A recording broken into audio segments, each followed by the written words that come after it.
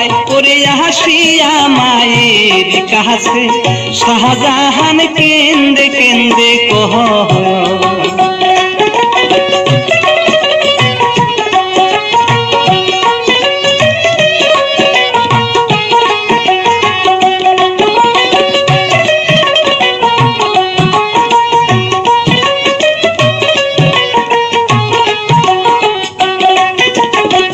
নাকের নলজ বিক্রি করে